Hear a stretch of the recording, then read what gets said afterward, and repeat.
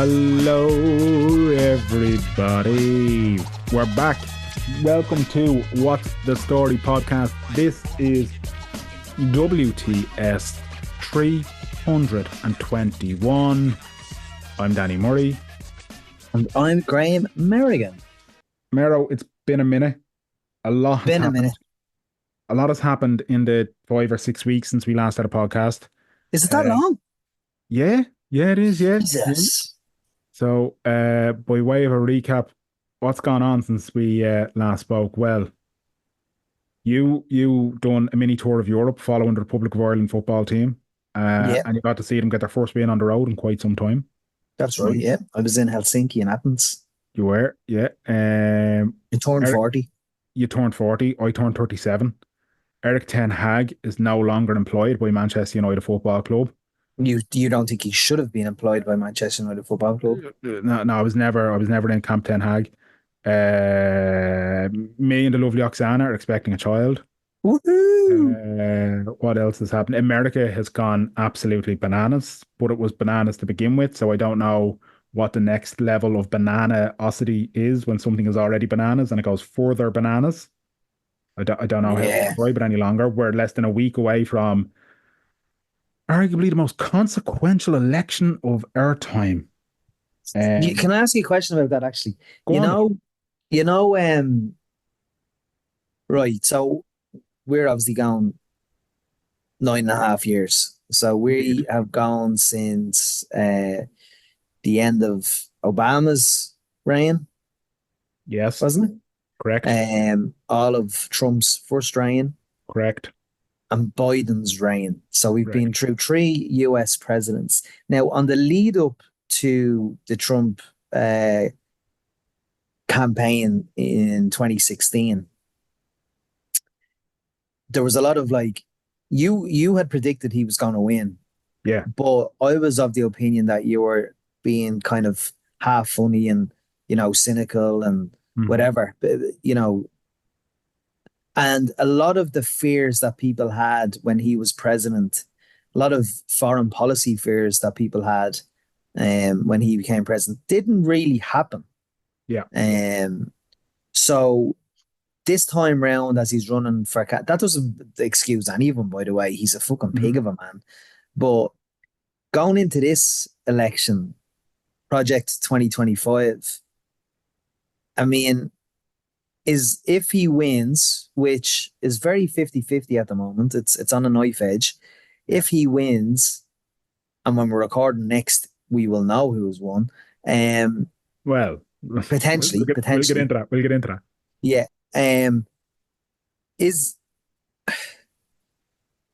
Will Project 2025 happen, or is he just going to be going in and sack another 40 people, or will the 4 years fly by without even noticing he was president? Or No. is the worries much more? You seem to be more like in the last campaign, 2016, you were quite, I'm not going to say jovial, but you certainly weren't, you can't stand the man this time around. Whereas the last time you were like, you actually thought some of the stuff was funny. But you... Yeah, 100%. Yeah, and I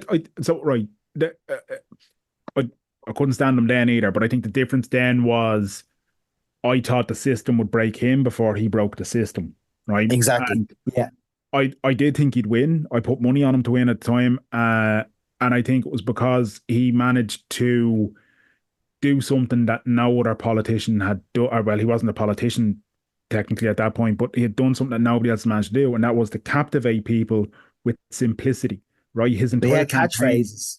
Exactly. His entire campaign then could be summed up in just a couple of phrases. Lock her up, build a wall, make America great again. That is what his entire 2016 campaign came down to. And, he convinced people, he convinced people that the media was the enemy and everything else.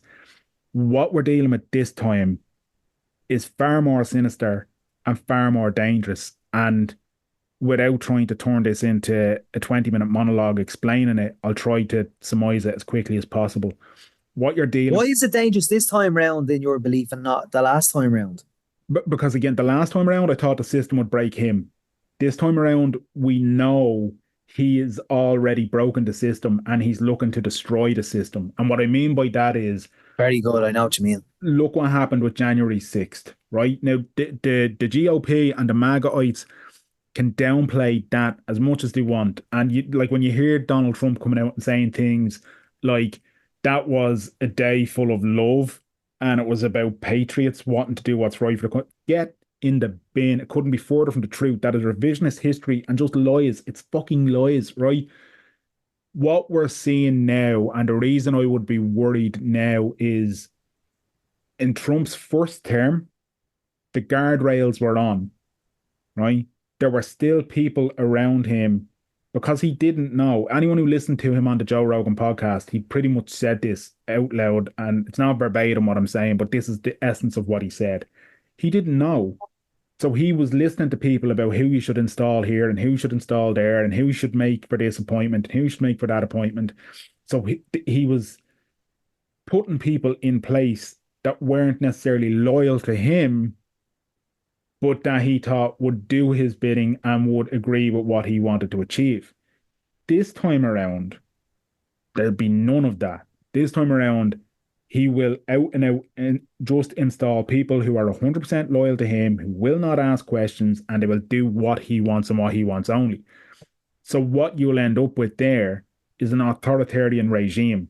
This is no longer about, you know, a situation where you will have people who will say, well, no, Mr. President, and here's why. You will have people who will say, effectively, yes, mein Führer. That's the difference. That's what we're heading into here. And people who are kind of dismissing or poo-pooing the notion that, you know, they're saying it's fear mongering to make comparisons between Donald Trump and the Nazis. So they're saying that like that's an extremist view to try and parallel that and it's a falsehood. I'm sorry, you're simply mistaken. If you look at anything to do with the rise of fascism in Germany in the 1930s, and you look at what Trump is doing now, the parallels are there to be seen. It's very clear what he is doing, the language he uses. He's openly talking about the fact that he wants to turn the US military on the enemy within, i.e., the people who will not do his bidding. This is insanity. So, Will US generals do that? Will they obey that? well, and this is where the debate is going to, and this is the problem that we have now, right? Is that we're in a situation where any of the sort of the military in America, when they take an oath to the Constitution. They don't take an oath to the president. They don't take an oath to the House of Representatives. They don't take an oath to the Senate. They take an oath to uphold the Constitution, right?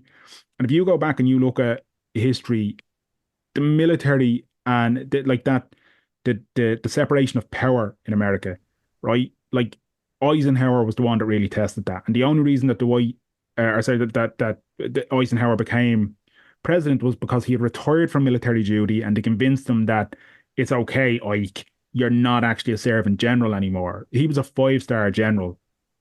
They don't do 5-star generals anymore. 4 is the max he can do. But the point being, he was a military man true and true, to the point whereby when he finished his presidential terms, he didn't want to be referred to as Mr. President or former president. He wanted still people to refer to him as General Eisenhower if they were addressing him formally.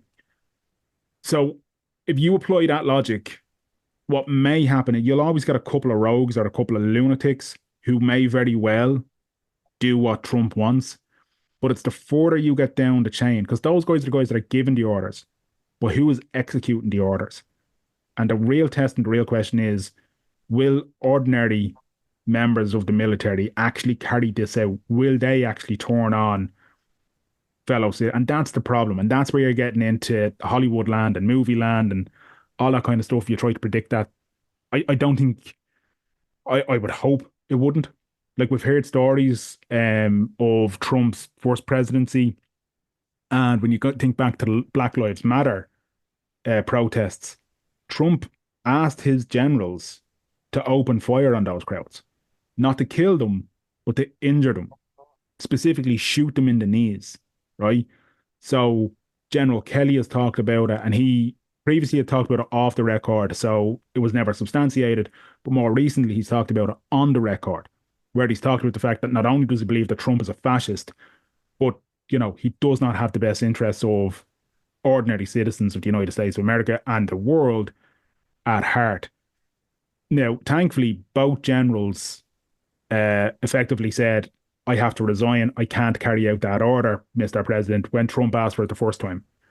Um, Fuck knows what will happen this time around because, again, he's not going to install people who are going to listen to rhyme and reason.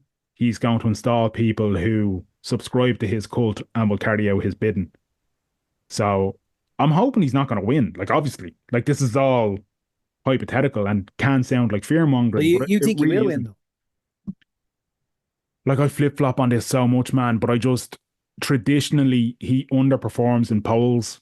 So if it's neck and neck going in, the historical context would suggest perhaps that underperformance means he will, you know, tip the scales come next week in the election.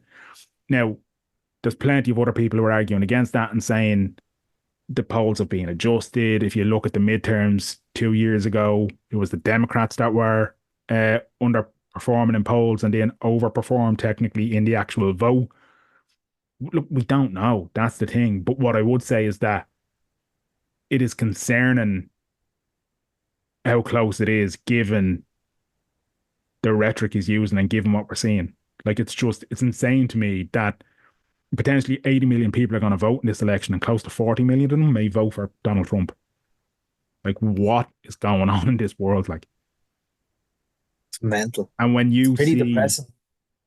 when you see a newspaper like the Washington Post and the LA Times breaking away from what they've done historically for the last 50 years and saying that they will not endorse a candidate, and then they're using, the idea of democracy as a fig leaf as to why they're not endorsing a candidate, what that tells you is billionaires are rattled by this guy and they're not standing up to the bully.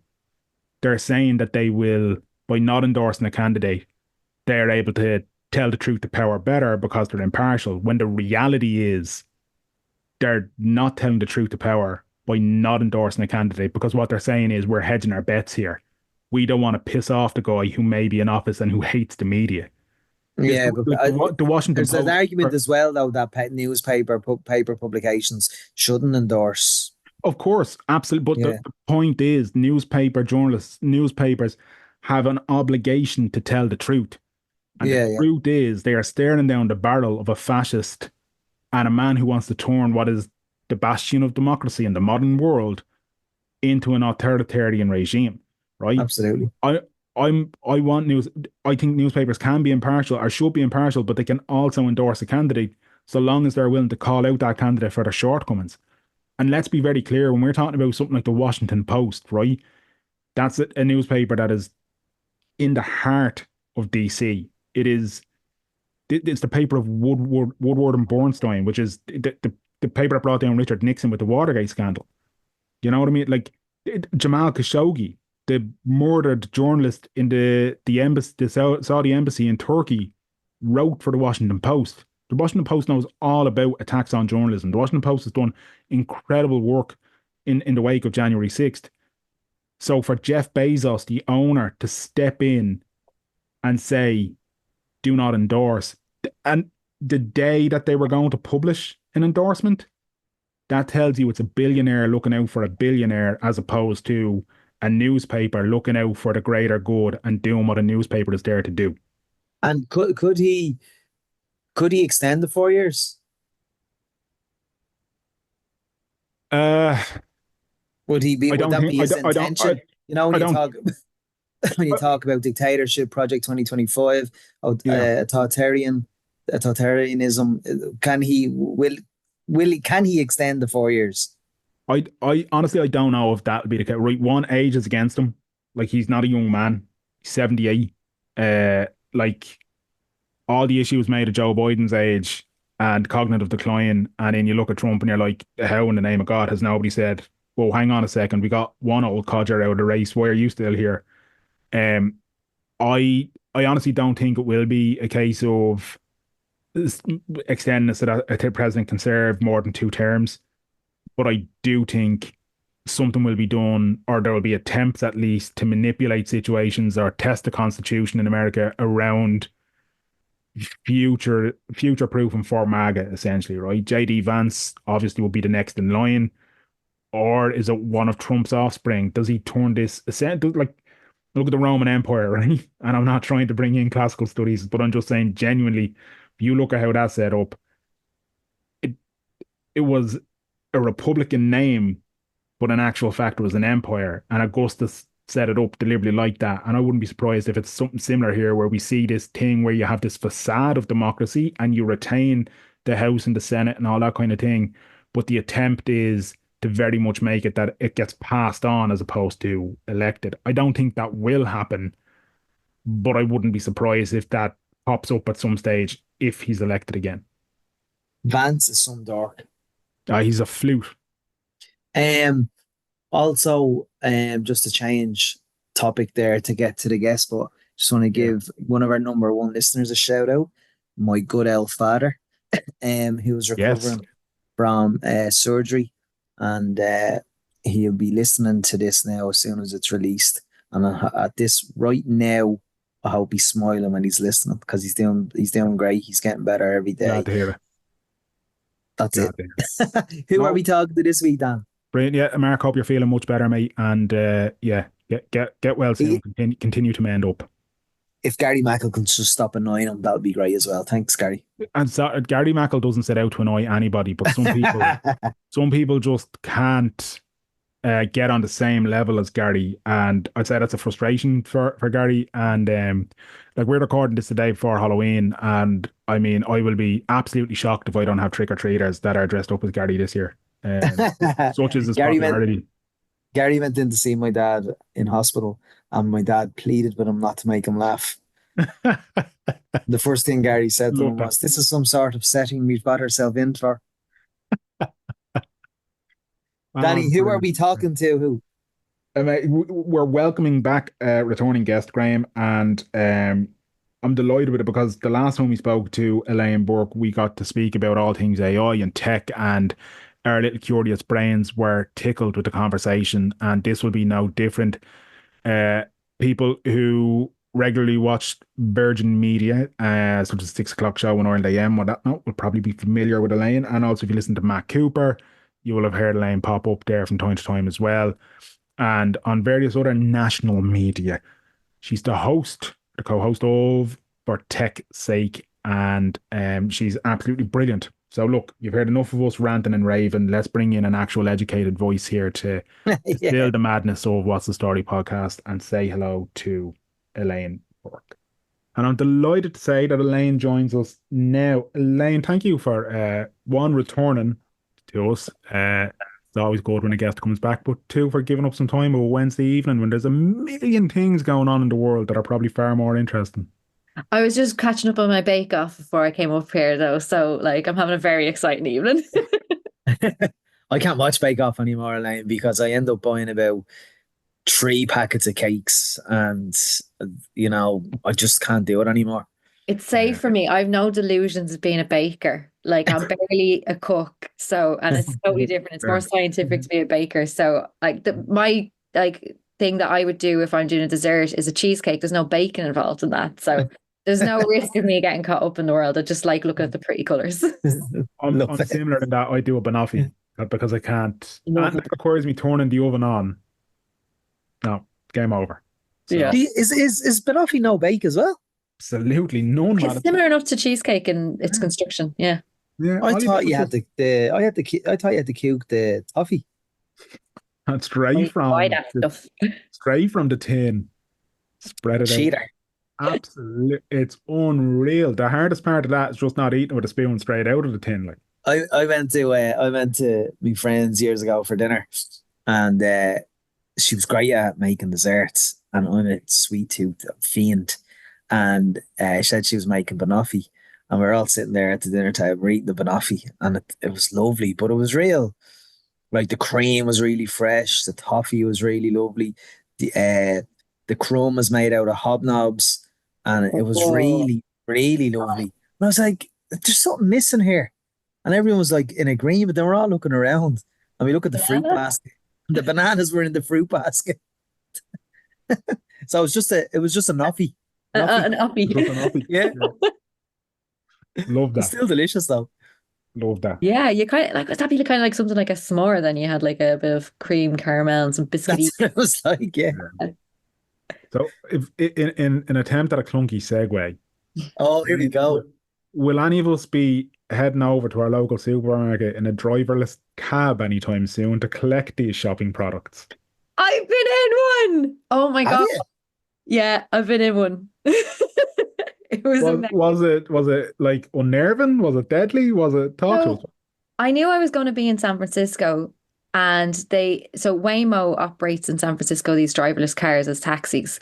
And it was originally a system where you had to have an invite to get access to the app.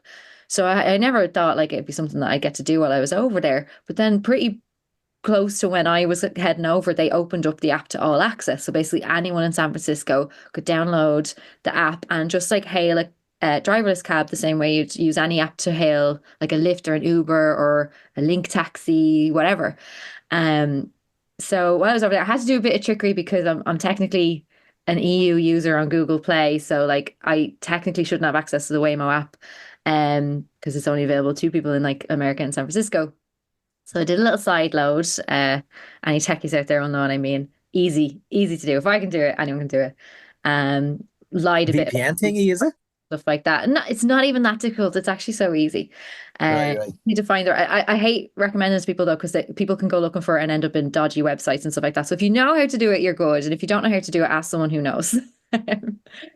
But yeah, so I got the app, got access to it, hailed this taxi, and it arrives with no one driving it. And it was strange because like I thought What? when I saw videos of people doing it, because like I said, it went all access, so it was all over the web, people hopping in these cabs. And I thought, no, I'd never, because I know so much about the risks of them and stuff like that. And I was like, no, I'd Yeah. be too scared. But then when I got there and they were everywhere, I was like, ah, sure, I'll give it a go. I thought as well, for what I do, I talk a lot about driverless cars, so it would be silly to not try one out when I had the opportunity to do it, like just for the cost of a taxi fare. So it was really strange. You get in and robot woman voice talks to you. They make these voices feminine a lot. There's something to be said about that. And she's like basically saying, "Don't be scared, it's gonna be fine." And I got in the back seat like I would with a normal taxi, but I did one twice and I got in the front seat for the second one. And you've got a monitor that you can see from the back seat or from the front seat, it doesn't matter which seat you're in. And it actually shows you what the sensors are picking up for the environment around it. So you can actually see that it's identified the other cars on the road, that it's identified the bus that's around the corner, that it's identified the pedestrians on the street around you, the cyclists, the people on motorbikes. Because like it was a busy cityscape. Like San Francisco is congested traffic wise, and there was a Yeah. lot going on. And there was one point where we were approaching a junction and it had stopped, and we were in slow traffic, so it wasn't like a jerky stop or anything like that. But I didn't realize why it had stopped. And then I noticed that there was a truck pulling out at the other side of the junction. And I hadn't even seen that myself. Now I was in the backseat for that one.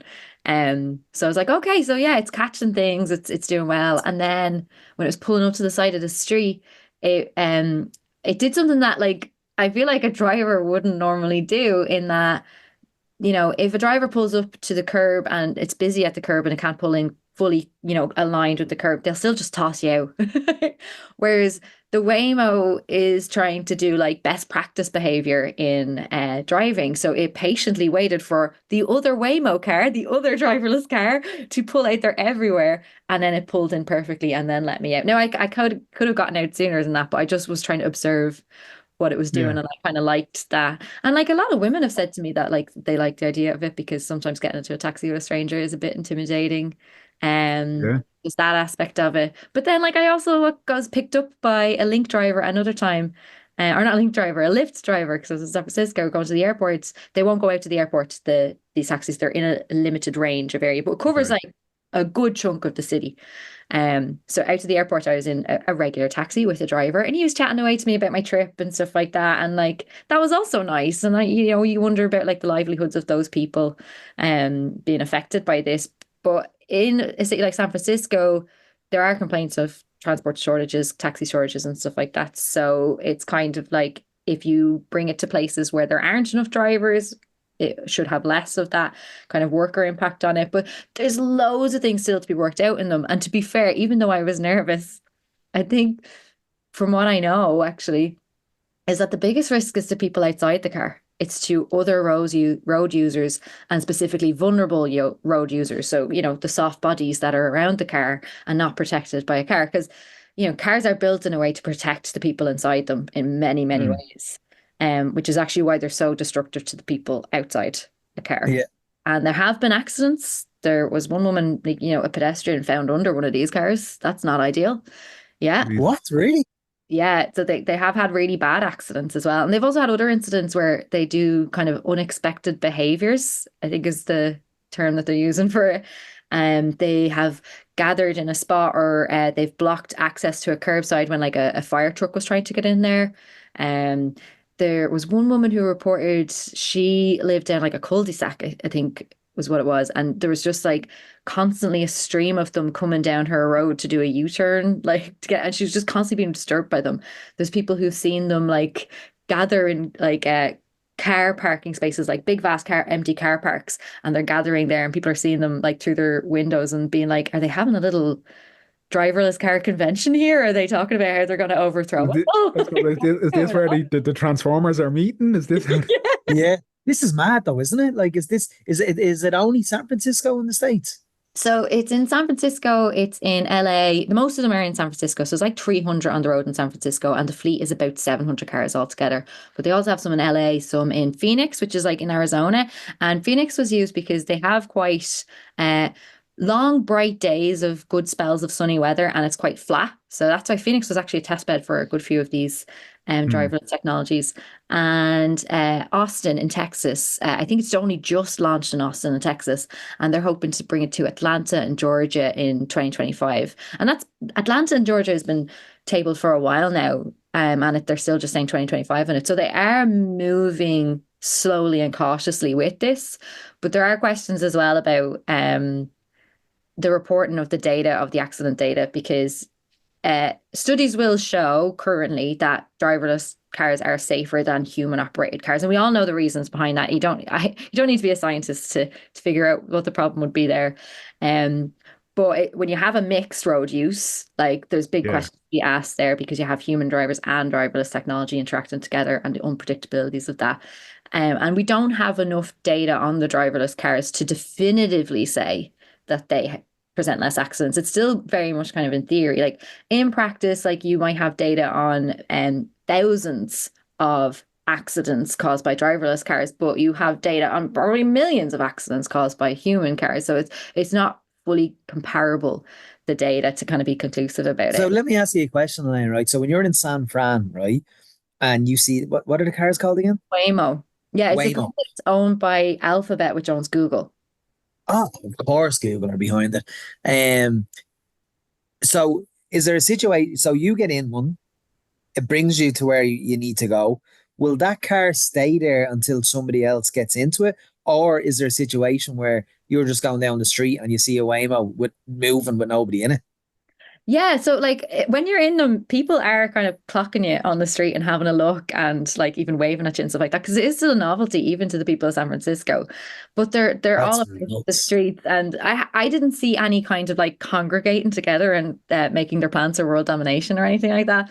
But I did see lots of them moving around, and when you hail one, it's kind of like with any ride hailing app, it'll tell you what's nearby as well, like which ones might be closest to you, which ones might be about to do a drop off and then pick you up. So my first one, it was someone was being dropped off in one, and this is actually quite confusing. And I just assumed that was my one because it arrived at my stop, and then I went to let myself in, and she was letting herself out, and I was like, oh God, what have I done? There's a person in this driverless car.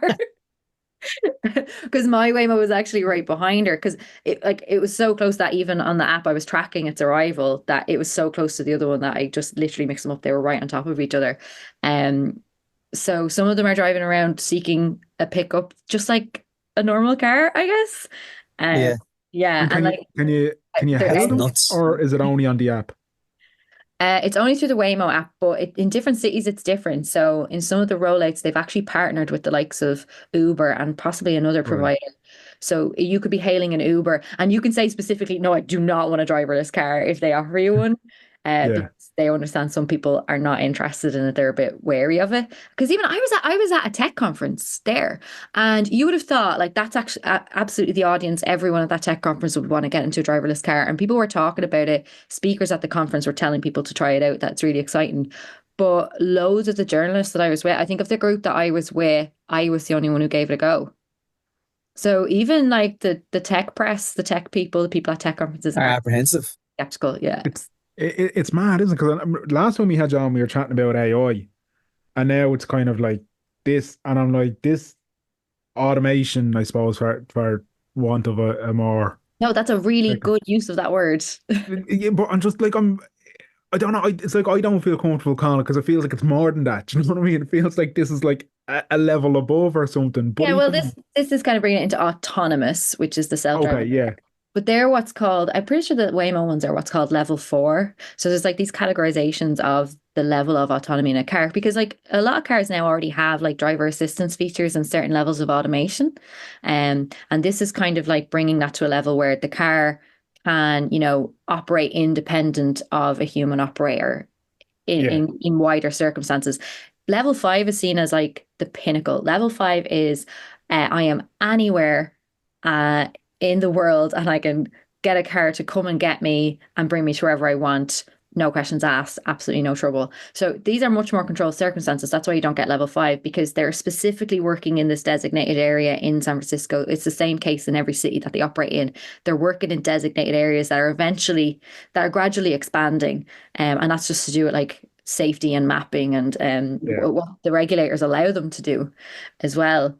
But it's because when I came back, then my mom was telling me this was really funny to get her side of a very different story, but also kind of part of the same thing where she went to Penny's and I think it was one in Swords and there was no one operating the tills in this Penny's. I haven't been to it since myself, but she said there was no one operating any tills. They've got this new system where it was all self checkout Yeah. stuff. And it was really confusing system. She was trying to pay a voucher and she had to process that herself. And she's like, normally people are paid to do this for me. And I don't have to worry about what I'm putting off the voucher and what I'm paying with my cash. And then you're in like this pen to do the self-checkout and to get out of the like enclosure that you're in, you have to scan your receipt. And she didn't know that. And she'd put her receipt at the bottom of the bag. So she had to dig out and get into it. And she just had a terrible shopping experience. And then she went to Super Value to pick up. Can I mention all these names? Like, are we okay to? Yeah. She went to Super Value to pick up her shopping, and a robot was doing a stock check. There was a robot in her What? Super Value doing a stock check. Like, I had a little name tag on it saying, "I'm just the stock checking robot" or whatever. Stop. She was Stocky literally like, McStuck "Did face. I Yeah. wake up 10 years later? Like, what the hell is going on?" And did you know about these before your mother told you the story? I knew about retailing robots. There's actually an Irish entrepreneur who does a good bit of work in this in the Nordics. She's not based here. Mm. And she's been working with retailers on robots who can do things like stock check and that, and maybe even restocks. But I didn't know that someone had bought them here. I had no idea that they were operational here. Let So like alone Super Value. I miss out on stuff. It's like when you go to a restaurant and you see them little robot waiters bringing the drinks around. Yeah. Yeah. Like the first time I saw that, I was like, what is going on here? I was in Tokyo about 12, 13 I years love ago. robots. That's what I was saying. And I saw them over there.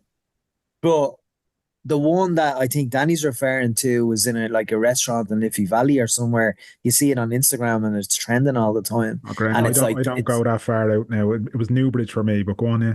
no, I'm talking wins like something trending online. You can do that from your house or your bathroom while you're sitting on the toilet. Anyway, when I was in Tokyo, these robots were operating over there. And you're kind of going, that was when, that's 16 years ago. And they're kind of like the whole thing in Japan was, oh, this is the future. This is the future and all. Isn't it And now interesting? we have Super Value doing stock taking. What? But it's unsettling for people here. Like my mom came home and was unsettled by all of that. And I get that because there's a whole area of robotics research that's actually looking into the social adoption of them. And the reason why they're so prolific in Japan is because people welcome them. They're fans of robots in Japan. So it's like a culture that Absolutely, yeah. a bunch of robot fans. And it's very different outside of Japan and in other cultures to try and do that. And there's also like the gimmicky element of it as well. Like if you have a robot greeter at your hotel, you see that sometimes, or the robot who serves drinks at your restaurant and then your restaurant goes viral.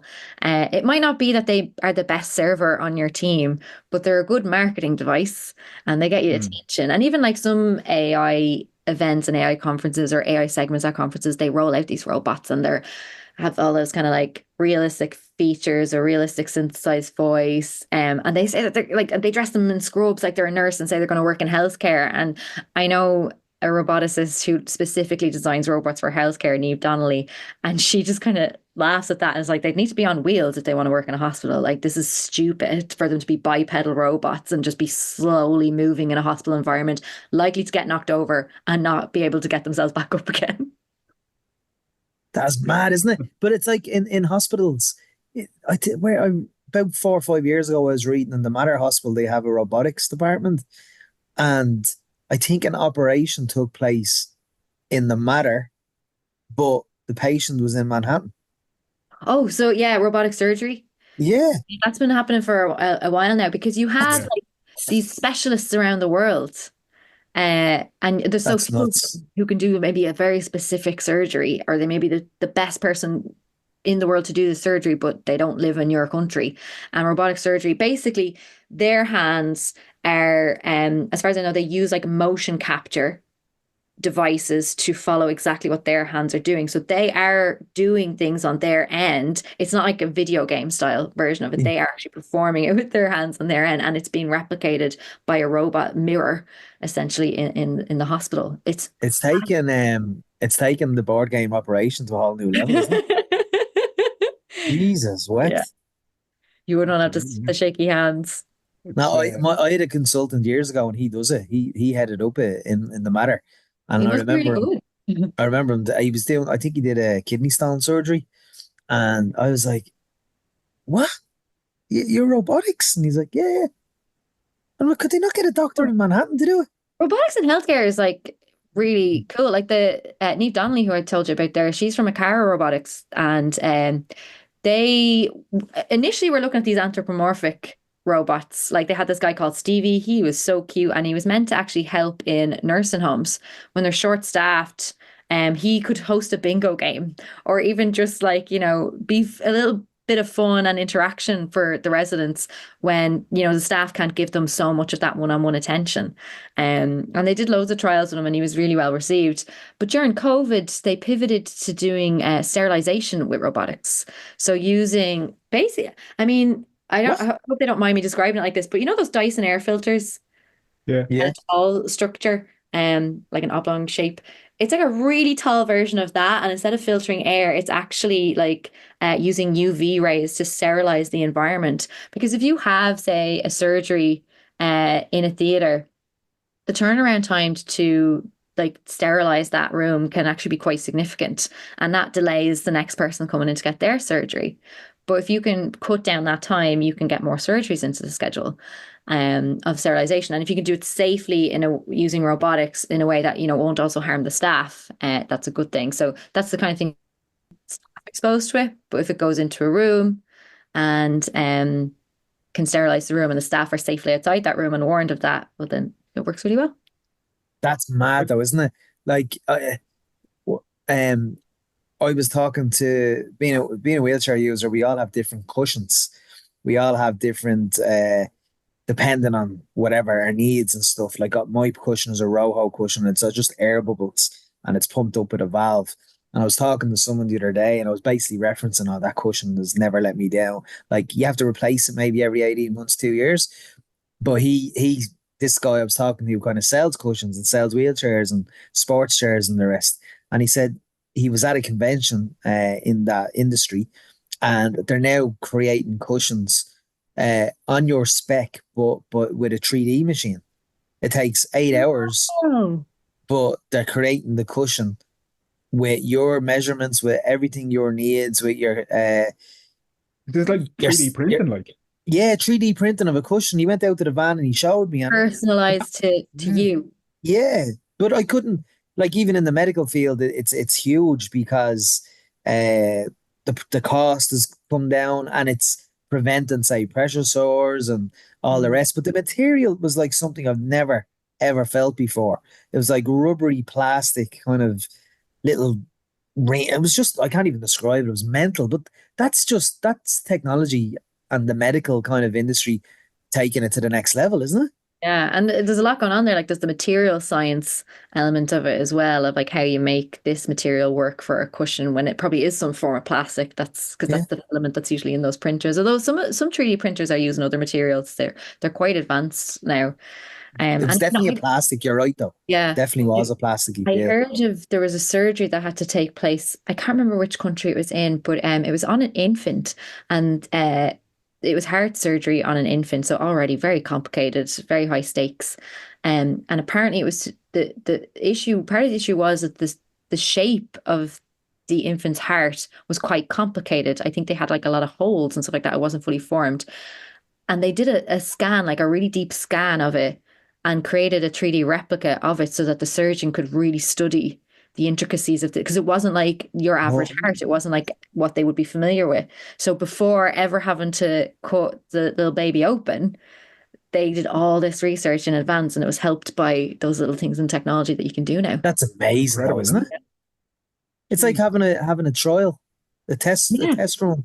Yeah. yeah, It's like all these things are crazy and fascinating, and like when you hear those sort of stuff, you're like, that's it being used in the best way possible, right? That's it, like that's class. And then, not that I want to bring us down a dark path here, right? for But the Here then we you robots. go. get but then you get people like Elon Musk coming along and just the bullshit and bluster that we hear and have to put up with. But people sip that Kool-Aid.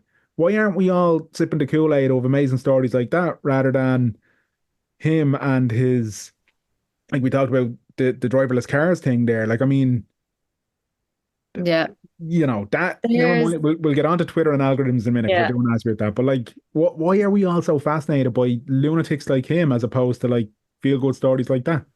There is so many layers to that question, and I'll try and not give you like an hour long answer to it. I'll try and Fair. keep it brief. But I think there's an element of, so Elon Musk is a very solid representation of something that is sold very well to the population of America, and it's the American dream. That if you really just work hard enough, you will be successful and you'll be an untouchable success. You could even be the richest person in the world. And that can only happen for you in America because of the American dream. And like we've all seen these stories, they're played out in television shows and films all over our screens. And it's something I've always said about America.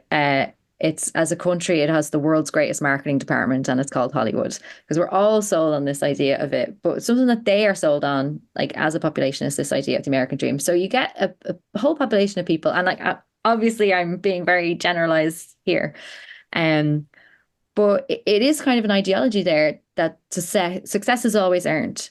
It removes the idea of privilege, luck, and these are things that have even been modeled by scientists as being very important to the level of your success.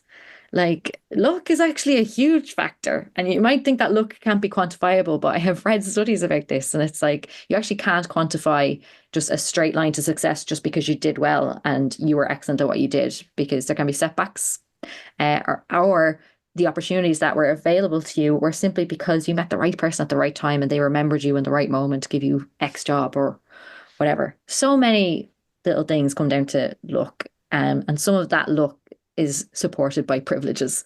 Um, but if you take all that away, you just think the richest person in the world must be the most hardworking, and that's why they're so successful. So they must be a genius, and they must be excellent. They must be the best at what they do, because how else do you explain why they have all of the money in the world? And Nothing to do with their daddy or anything like that. nothing to do with the emerald mines. Yeah. Nothing Nothing to to, do with the Emerald Miles. yeah. So then you get like also people also really flock towards success. There's a class of people who really, are obsessed with wealthy, rich people and think that their class just because they're wealthy and rich. So he's had a fandom around for a long time, and that fandom even predates the richest person in the world idea. Like even when he was, trying to launch Tesla, and people were kind of ridiculing the idea of electric cars when he was launching them. But he still had fans then, and he for a long time had people who just thought he's this like tech genius. And we've seen that play out a lot of times as well, like the tech bro genius. And I think by now we know that that's also its own construct. It's toxic though, isn't it? Tech bros, and it's all it's all just toxic masculinity, the ultimate, like. That's like it's really peaked. It's really peaked. Yeah, I hope to God. I was only saying it the other day. Me and Danny talk about it all the time. Like, and another friend, we talk about the current climate with whatever, like social media, toxic masculinity. It's just the far right, all that nonsense. It's all linked. It's all interlinked. He wasn't always this horrible, like trans exclusionary Republican lover. Like he wasn't that guy. He actually was quite friendly with the Democrats for a long time. And I think what you get to see now is the mask slips, and actually what he's in support of is his own bank balance and making sure that goes up. Because as long as the Democrats were being kind to the tech industry, he was on their side. But when they're against what he's about and what he's doing, well, then suddenly he's on the other side. And he has the money to back that up. I genuinely think the likes of the Musks and the Trump of this world are not out for anyone but themselves. Like people try to assign them to different ideologies. They're Republicans, they're fascists, they're whatever. And I'm like, they're just out for themselves. It's all they care about. Narcissist fascists. And the narcissism is a big factor. Like you can see a lot of the traits of that in them. But it's also like, if you have had this fandom for so long and you've just surrounded yourself with yes men, like your worldview is going to be skewed massively. And like a lot of us might like to think that we'd be impervious to this kind of thing. But from everything that I've read, no one is impervious to being shaped by what they're exposed to. Like you can have self-awareness and you can have like literacy and things like that.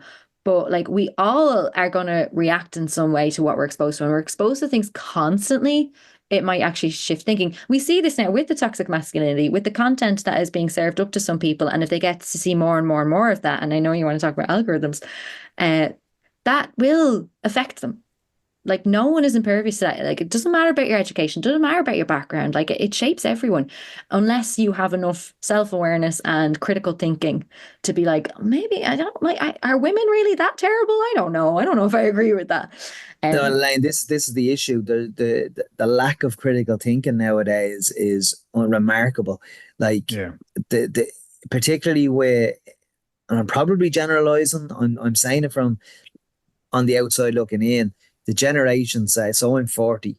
So the generation before me, say in their 20s, particularly males, there's no critical thinking there. They can't go beyond the 2-minute TikTok video. They can't. They're sending people in their family that are older a transphobe video from TikTok that's a minute and a half long, and they want you to come up with your opinion based on watching a 1 minute and a half, very one-sided TikTok video. Like you mentioned there about Elon Musk being trans exclusion. He's excluding his own child. Forget about trans exclusion. He's child exclusion. And there's people that look up to this. And with what we were talking about there, the tech bros. I mean, look at Trump. Me and Danny were on talking about this earlier on. Trump went on a podcast tour with all the boys, all the votes he's looking for, the Joe Rogans, the Nelk boys, and the Theo Von D's, all these, like, it's just fucking mad. It is. The world has just gone fucking mad. I think, like, I've obviously wrestled with this question for a really long time because, like, I do a lot of work, like, looking at what's going on online and trying to explain it. And what's going on online has become, like, emblematic of everything that's wrong with the world now. And like you said, the thing about the attention spans there now, the other way of looking at that is, because you hear that a lot about our attention spans dwindling and all that kind of stuff. And like, I'm not saying that that's not happening. I'm sure there is. Well, no, I'm saying that non-scientifically. Okay. Yeah, so, no, I'm probably being a bit harsh as well. That. But I would also say, like, we are bombarded with information constantly. I think there's also an element of being exhausted and not having the focus because you are maybe trying to multitask most of the time. Sometimes we don't actually just sit and watch TV anymore. It's a second screen experience. We're doing two things at once and like not actually giving ourselves time to just do one thing, maybe. And that is a really good practice to get into that I would recommend if you want to quiet your mind a little bit.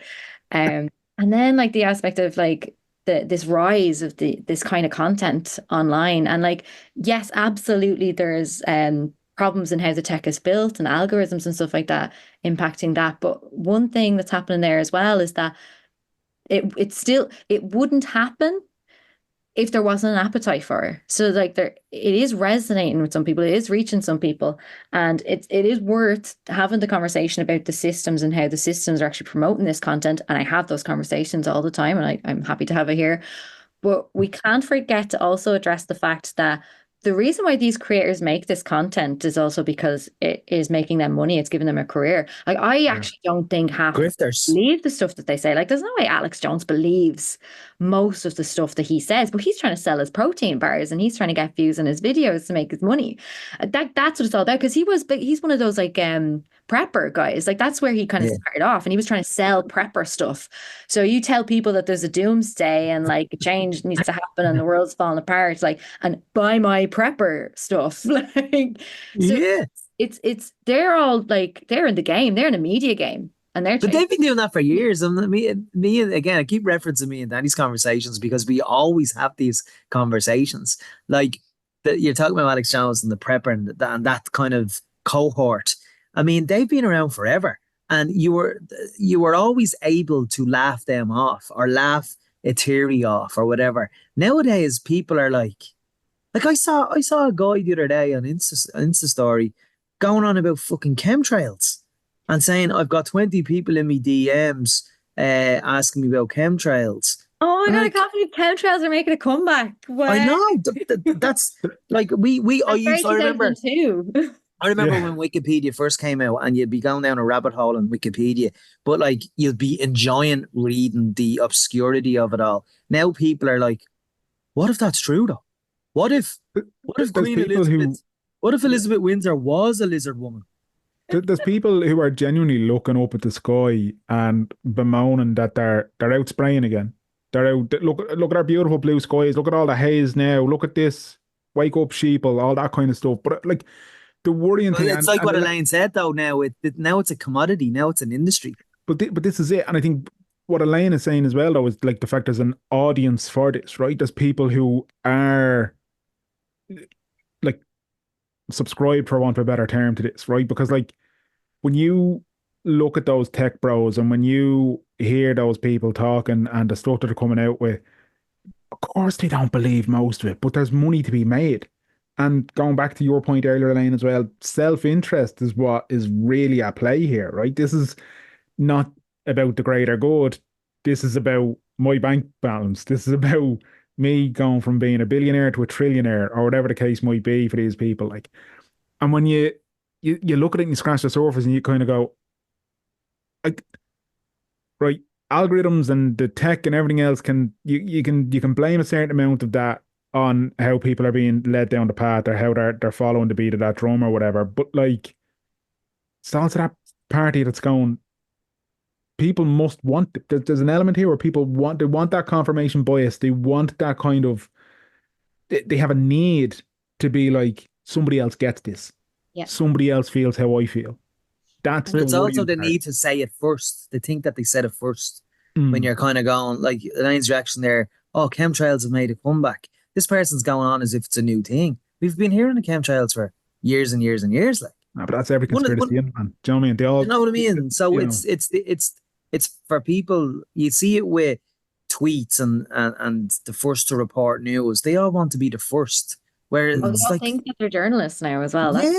Don't get me started on the citizen journalists. Don't get me started. Oh my word! Like, journalism didn't used to be a bad word, but like here we and this is like not to fucking quote Steve Bannon here, but flooding the zone, right? This is the whole thing. You fling enough shit at a wall, something will stick, and that's what these guys are out there doing. And it's. But the question of why it sticks is actually like the systems question, and like none of this is getting answered. The stuff that we know the answer the problems with algorithms and rabbit holes, echo chambers, all that kind of stuff. The problems with that are addressable and have been investigated, and for me, I think are pretty well argued.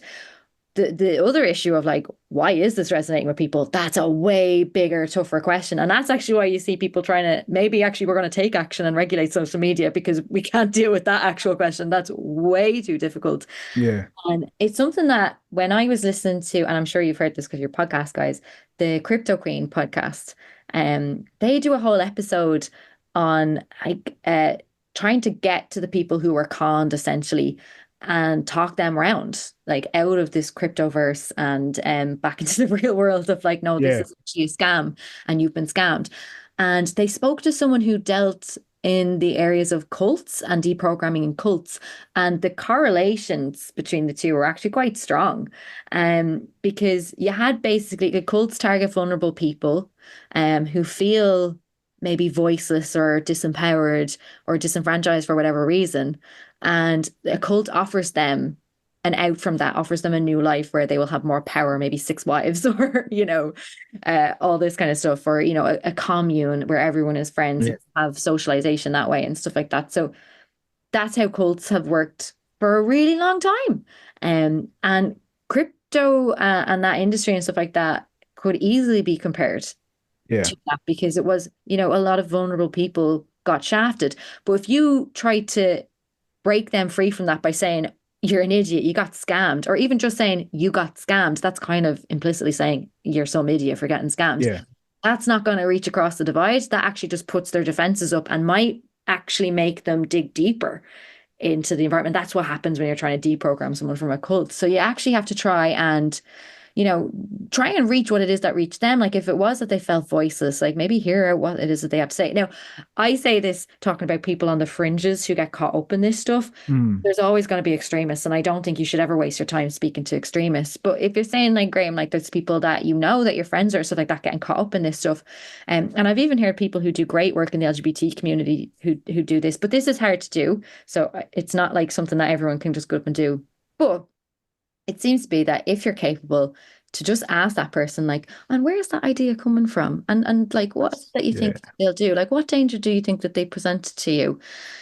And they'll actually start to reason out for themselves that they're not this transphobic monster, that they might actually be a human being. And I think that's exactly. important though, because like That is important. that idea of like holding up a mirror sometimes, right? It's something that we kind of forget as a really useful tool. And like we've had Nikki Wolf on this podcast before, and we've had Aoife Gallagher on this podcast before, two people who are brilliant in that world of understanding the kind of cultist conspiracies, but then also the dangers of that, but also how to have those conversations with people as they come over or as they see the signs of potentially this person is starting to look around and go, wait, what, this isn't what I thought it was. This isn't what I think I agree with, and that kind of thing. And Aoife, when our book came out, Web of Lies, we had her on the podcast, and she's saying exactly the point that you had as well, where it was that thing of like, you can't go on the attack. You got like that, people will dig in. People that like, nobody likes to be called out in the first place, but in a sensitive situation like that, like, and this is something that we've all forgotten over the last sort of 8 years or whatever, or however long now, but it's, sometimes that middle ground is the best place to kind of to go to. And like the whole Trump phenomenon has really made us all forget that like discourse is key here, right? It's like hearing the other person out just so that they feel like I've had a conversation, and we didn't have to have a blazing row, we'll never talk to each other again. I got my point across, they got their point across, and it's like we've forgotten how to do that. So when we're talking to these people, you've absolutely nailed it. You've there. nailed it, yeah. Yeah. I was just saying to a friend recently, I was like, I miss when we could just respectfully disagree. Yeah. Because like even like I was on the Tonight Show recently, and I had one guy on this side of me and one guy on this side of me rowing against each other. And I think they were both on the same side of being against Trump, but they were against Trump in different ways. And one of them wanted to call him a fascist and one didn't. But they were literally shouting at each other. And I felt like I should have been in a black and white striped shirt in between the two of them. Like it was kind of a bit overblown and ridiculous. And I just find like that, and obviously that makes for great media because middle ground is actually not sexy and very watchable. But like we have to pull back from this. Like this has gone too far. Like you can also just have a conversation and disagree and not be yelling at each other. Like I do that with people all the time. And a lot Yeah. of the time, like I'll hear ideas that I don't agree with at all. But I'll hear it out because I want to know what the other side thinks as well. Now, these aren't Absolutely. high stakes argument where people are actually debating my right to exist. Yeah. Like obviously that's different. But like in the low stakes stuff where I just think, people who think that AI should be let loose to run unfettered across the world and development not to be sandboxed and made safely. Like I talk to people who think that all the time. I don't think that, but I want to know what they're thinking and why they think that so I can form better arguments around why I think that's wrong. Exactly. Yeah. And we talk about as well, with Trump and stuff like that. Like I remember, like again, obsessed with politics and obsessed with elections and all the rest of them.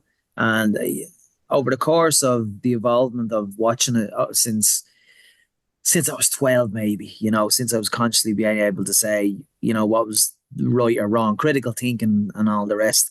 But even when you're watching and observing, and you'd see vox pops of people why they're voting for whoever. This goes back to the 90s. And there was always, always, always a human element to why somebody was voting for somebody, in that the person comes across as likable, the person seems to do good for this section and this department. And now where we're at is that doesn't exist anymore, because you couldn't possibly be voting for Donald Trump because you think he's a nice man, for example. You couldn't possibly be voting for Boris Johnson like people did because you think he cares about how you're going to pay your next electricity bill. You know what I mean? Like briefly you mentioned about Trump doing his podcast bro tour, and he went on the former professional wrestler's podcast, The Undertaker, and Undertaker, a gazillionaire, Donald Trump, a gazillionaire, and The Undertaker's pressing matter was about trans people in sport. I mean, what has that got to do with health, with education, with building houses? Do you know what I mean? So people's priorities have just fucking completely gone out the door. It's like even over here, like Gav, over here, we're coming to a general election where there's been scandal after scandal for 13 or 14 years, but the algorithms will tell us that they're all doing a great job because of a quote. yeah. Like I still do like there is that media role in it as well because I do remember before the local and the European elections, there was a survey, John, that said immigrate and the headline and it was the Irish Times that published this was like immigration is the top issue for voters. But the way the question was phrased I remember. wasn't that. Yeah. Yeah. I can't remember exactly what it was, but they had definitely twisted it to change the headline to make it like immigration is what people care about, when actually it was that they were asked a question in a specific way that said that that's what is actually coming up on the doorsteps and not necessarily being raised by them. Damage is done though, isn't it? That's different. Like there's a responsibility for the media that also has to be taken up there as well. But like and with all respect to the trans community, I'd say they are fed up being represented of such a small percentage of the population and to be such a magnified aspect of debate. I'm sure they are exhausted But by how dare profile. they come on the earth in the last 10 years? They've only existed for 10 years. Jesus Christ, like. Yeah, because Dr. James Barry never existed. That's a J- well, Dr. James Barry is actually a really interesting story because Dr. James Barry existed at a time where we didn't really have that language to talk about people. And they didn't have that language to describe themselves or self-identify. I think it was late 19th, early 20th century. Oh, sorry. To stop that. I didn't realize I had WhatsApp open on this. Sorry, guys. But Dr. James Barry existed in a time when you didn't necessarily have the words in society or even for them to self-identify as trans. I think it was late 19th, early 20th century. I'm not great at dates in history, but a different time. But they are what we would probably describe as a trans man now. A very successful medical doctor living as a man but born a woman. And it's a really fascinating story. And it just goes to show you like it's not like these people just arrived out of the clear blue sky because of chemtrails. Twitter. Yeah, yeah. They only arrived since Twitter was born. Can I ask you a question though, Elaine, in regards to AI and hate-filled stuff. So say you brought up immigration, LGBT community, disabled community, people of color. When when an opinion is formulated online, whether it be any of the social media channels, can they do better to prevent it from being hateful?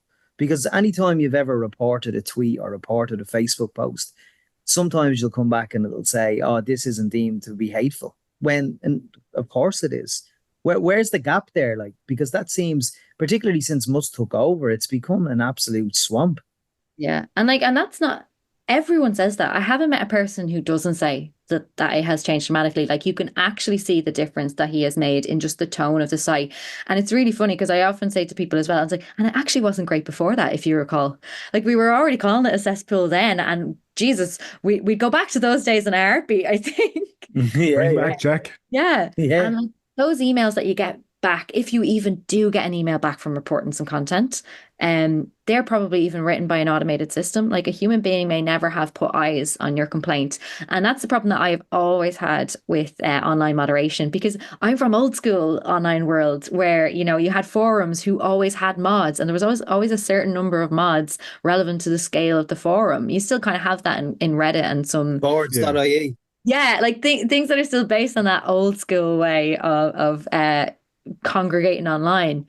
But then these companies came along and they were all about this massive amount of scale, and cutting costs on that scale as much as possible. And moderation is very costly. If you want to have enough people to moderate the amount of people on your platform, like, that's going to cost you a lot of money. Now, they use a lot of AI assistants now, but I still think even with AI assistants, the numbers just doesn't add up. You're talking platforms servicing billions of users who maybe have thousands of people working in moderation. Like, those numbers, and that's something. If I talk to you guys, if I done the numbers chat with you guys, this is one of my favorite things to do now. Like, we have lost the ability to conceive of these large numbers because the word billion is thrown around now like it's meaningless. But if I gave you a euro every second from when you were born, you would be a millionaire before you're 12 weeks old. You wouldn't be a billionaire until after your 37th birthday. And I just turned 37, so that should be cashing in any minute now. It would have taken this long, and you would have been a millionaire a long time ago. Yeah. A long time ago. Like, before you hit your first birthday, before you hit your first month, millionaire. The gap between millionaire and billionaire is so much more than those letters. And we have lost that concept. We throw around the word billion like it's millions, and that's shocking to me. Yeah. Yeah, it is. And it's funny, right? And this probably brings us to a different topic area in a way, but just Mero mentioned gazillion earlier on, and now you've brought up our lack of comprehension of these massive numbers. And today, a story that broke involved a number I'd never heard of when Russia have fined Google 2.5, is it decimillion or decillion dollar? Have you seen the story? No. So it's the equivalent of 2.5 trillion dollars. Russia has fined, air quotes, Google for removing Russian state media content crazy. from YouTube. It's like in the analogy that I gave you guys, and I hope I don't mess with the figures here, but I'm pretty sure it would take you like over 37,000 years to get to the trillion. So like, you'd have to live many lifetimes to have 1 trillion if you had €1 for every second of your existence. So like, you're proving the point that we should. You're proving the point that we should get rid of all billionaires. 100%. Yeah. Totally for that. I've never made a secret of that. Absolutely. And by the sounds of Vladimir Putin's going, stupid amount of money to have even one of those billions. It's stupid. It's just nobody needs that. Nobody needs that level of personal wealth. Nobody. Yeah. And I'm not saying we should all live in a communist society or whatever, but I think, you know, if somebody gets to 999 million, at that point somebody needs to sit them down and go, listen, you're doing great. All right.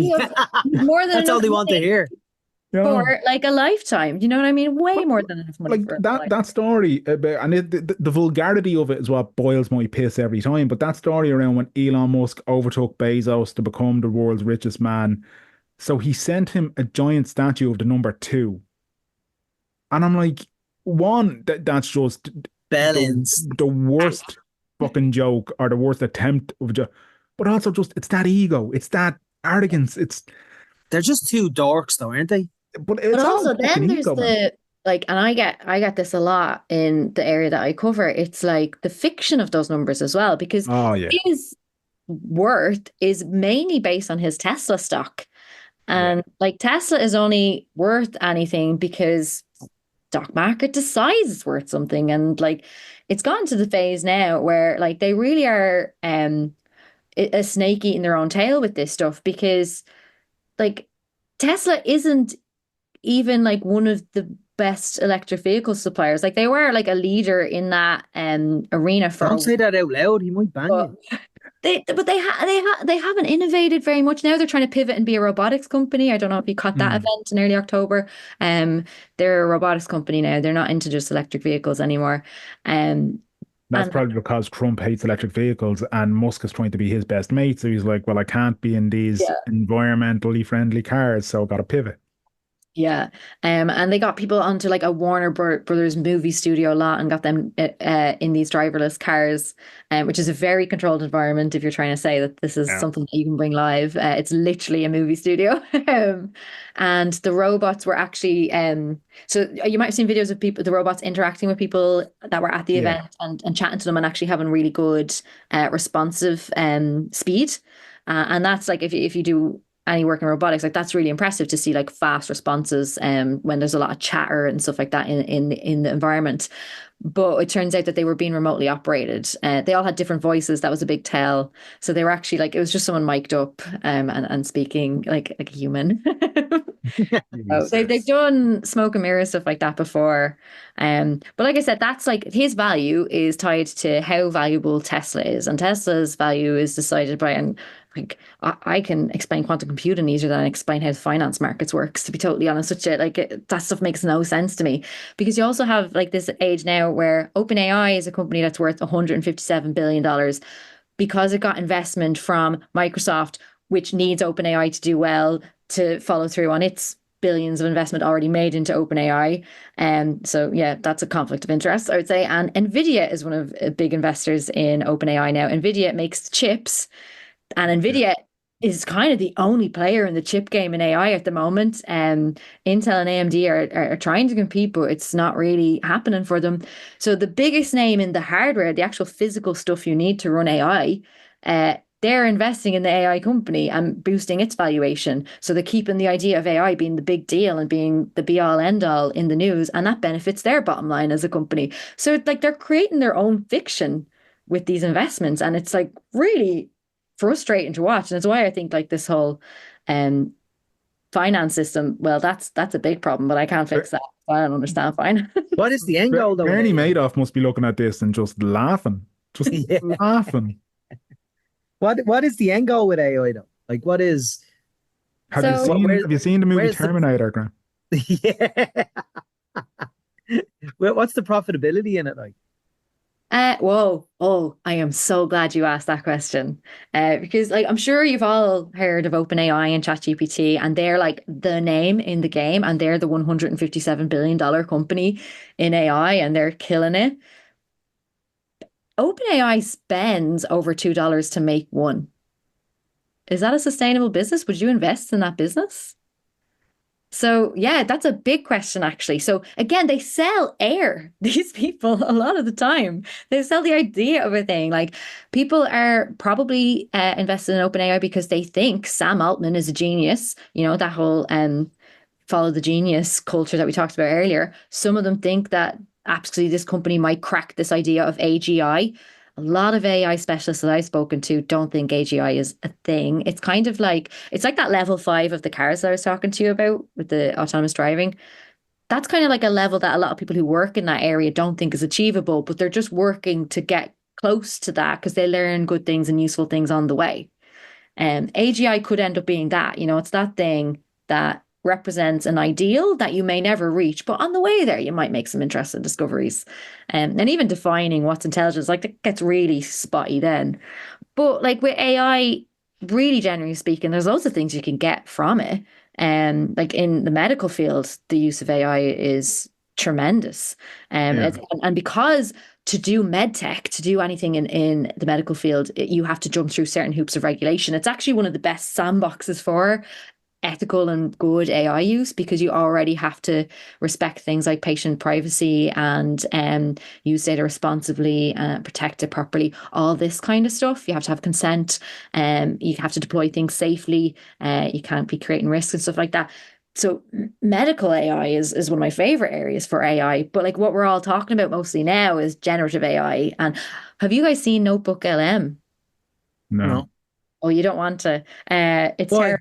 Because no, so it's from Google. It's based on the Gemini AI that they have, and it creates podcasts. That's not what they say it does. They call it an audio overview of the information that you fed into it, but it's multiple voices. They do sound like real people. They're very well synthesized voices. They have ums and ahs. They pause. They have vocal fry. Why though? Why? Who asked for this?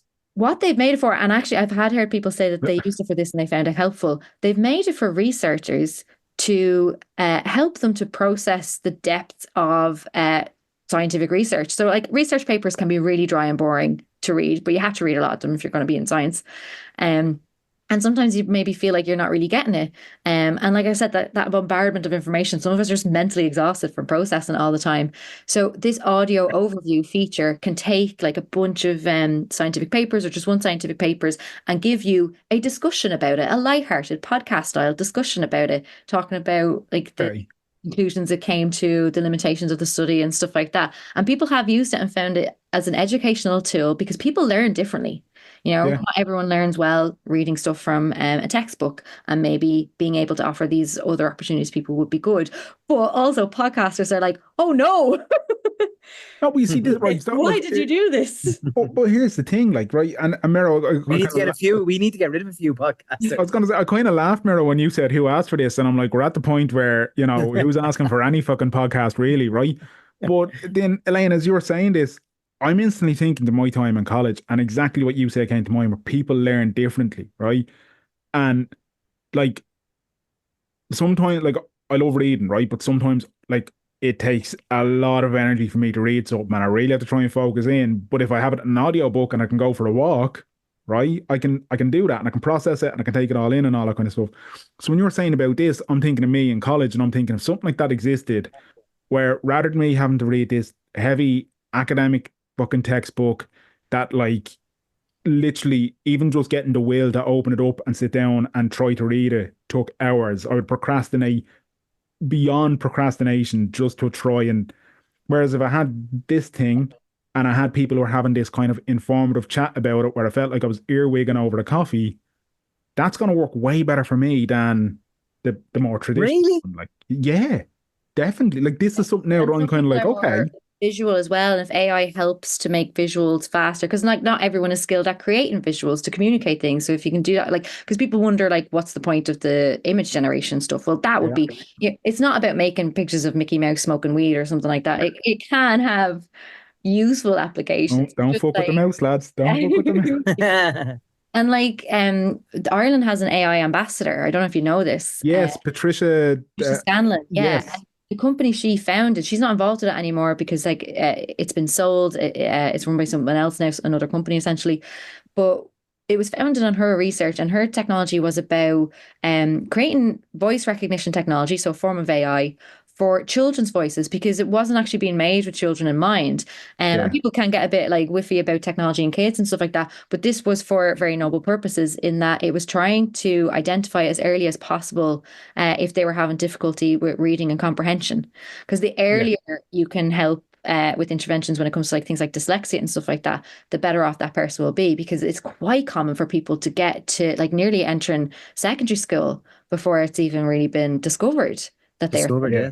Yeah, anyway, and they've she's already a learned to mask things and get by in different ways. And it's very, that can be very limiting for people if they've had to do that.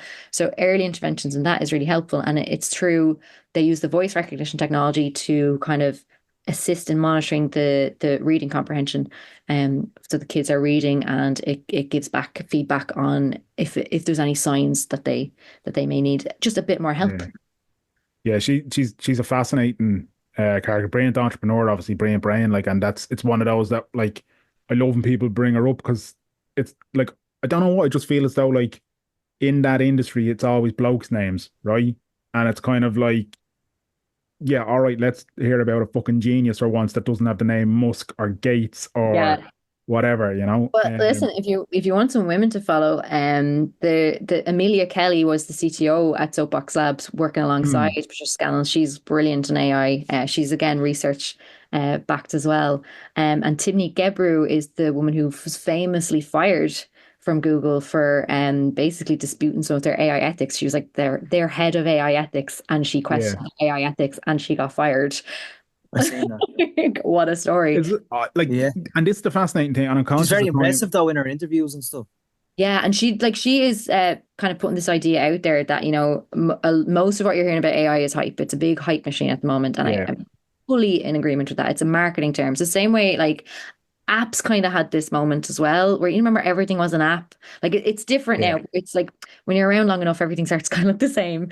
And I was literally speaking to an app entrepreneur the other night, and he was remembering that time when it was like all about apps and everyone wanted to build an app, and like my company was hot stuff. And now if I don't say the words AI, no one wants to work with me. And it's like, well, I'm still doing valid business here. Do, Uh, do either of It's you just use AI?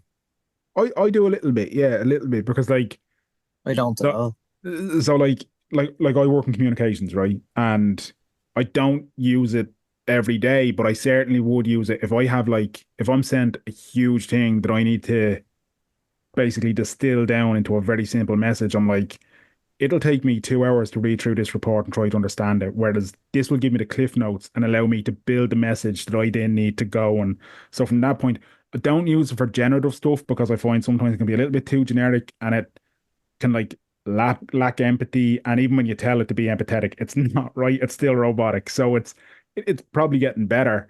But thing I I can use it see for the most is transcription. And transcriptions, amazing. out Yes. there is a big fan of transcription technology because it's really changed the game for us. Because transcribing is Yeah. like it's very dull work and it's hard work and it's very time consuming. So having software that can give me a transcription that is like upwards of 90% accuracy.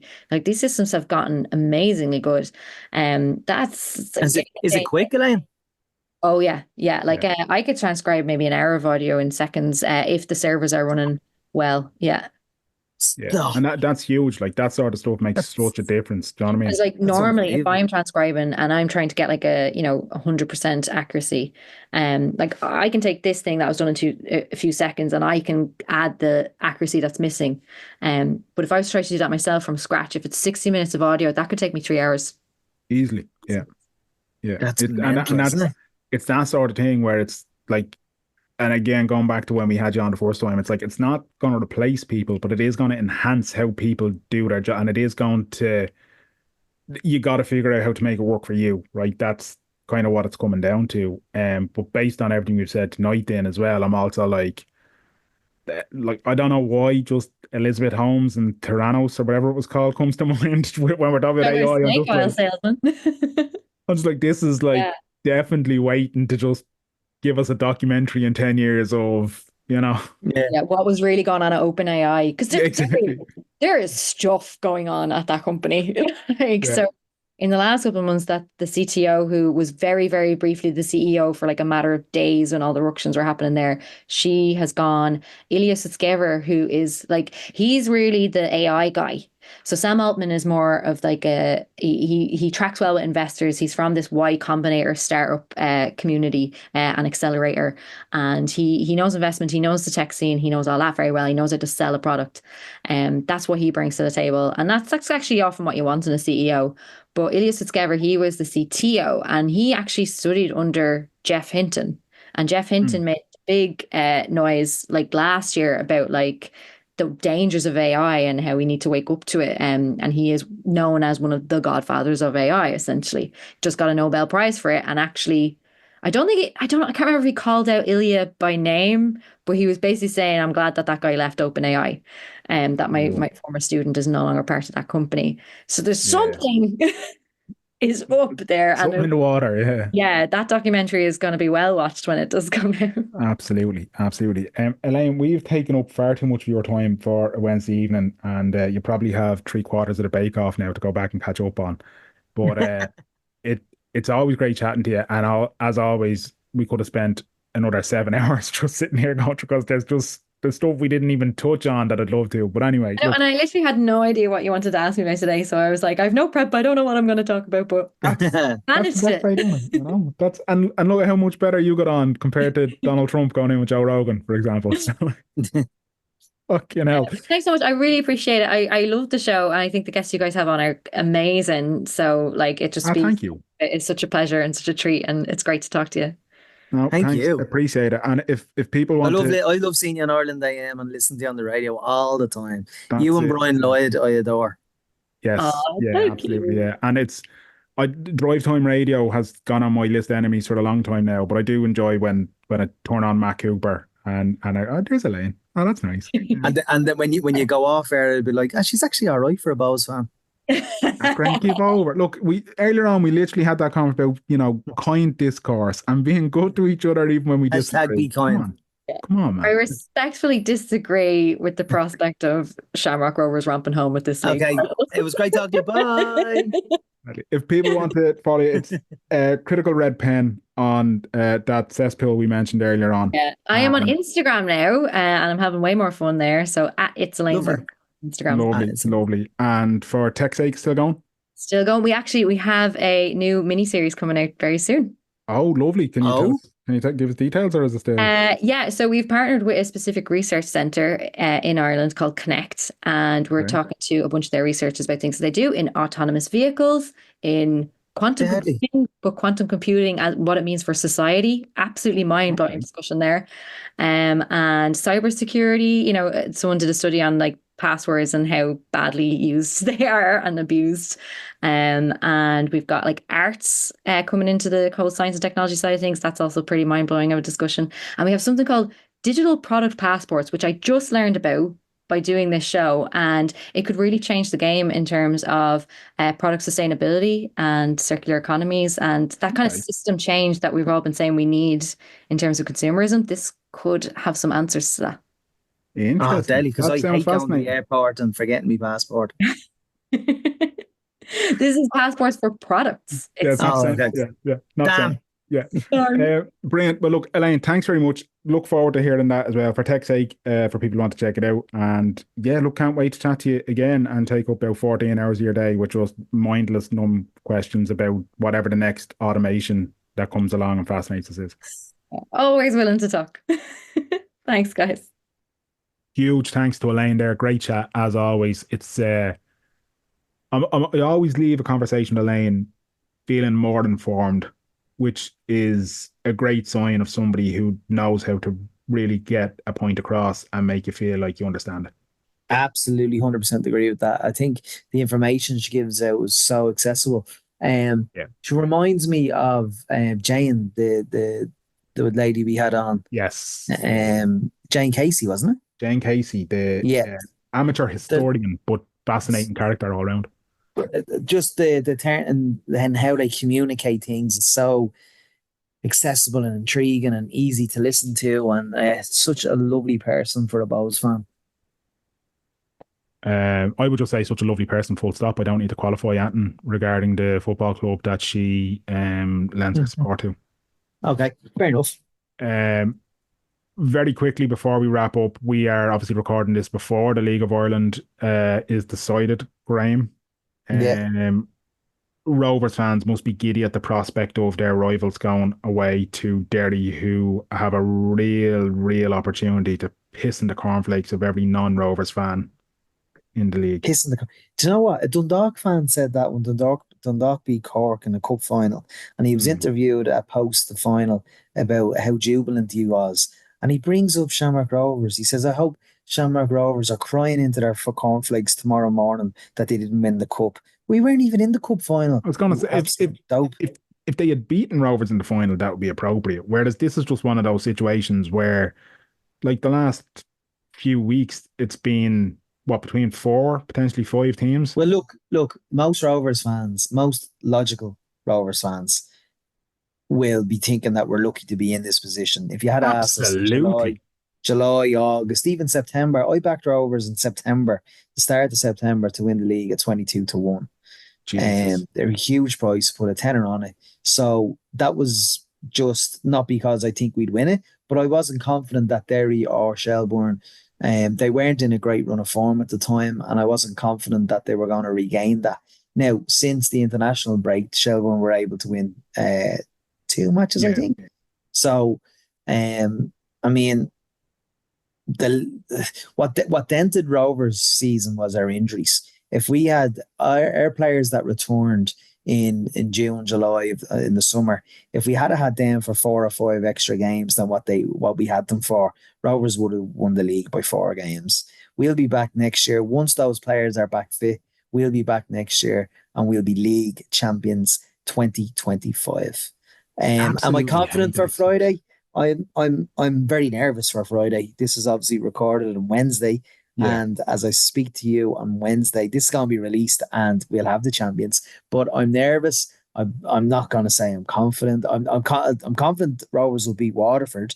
I'm just not sure what Derry is going to show up, because Derry have been awful this year. They have. They've been a more extreme case of it, I suppose. But like Sligo are a similar basket case at times. Like up until like that, maybe September or something, Sligo, like, 2 or 3 results the opposite way, and Sligo could be in this title race as well. It has just been a mad season. I'm just thankful Bows aren't in a relegation playoff, because honestly, they probably would have bottled it. That would have been great. Oh, Graham, just give up. I don't think they were ever going to get into that, to be honest. I honestly was fearful of it there. I was like, Jesus Christ. And then they beat Sligo away, thankfully. And yeah, but anyway. But hopefully the next time we're talking, I'm talking to you as a supporter of Shamrock Rovers. Historic 5 in a row. But it's out of our hands. Indeed. That's it for this week. Again, thank you to Elaine. Check her out on that social media website that we all hate, but we still stay on it. And that's Critical Red Pen. And as she said, she's now over on Instagram and it's Elaine Burke. So give that a look too. She's absolutely brilliant. And if you want to check out our previous episodes, you can do so by hopping on over to WTSpod.com or searching WTS Pod wherever you get your podcasts, including Spotify, YouTube, Apple Podcasts, Stitcher, Podbean, all those podcasting places. Until next week, Graham Merrigan. Clear eyes. Full hearts. Can't lose. Lose.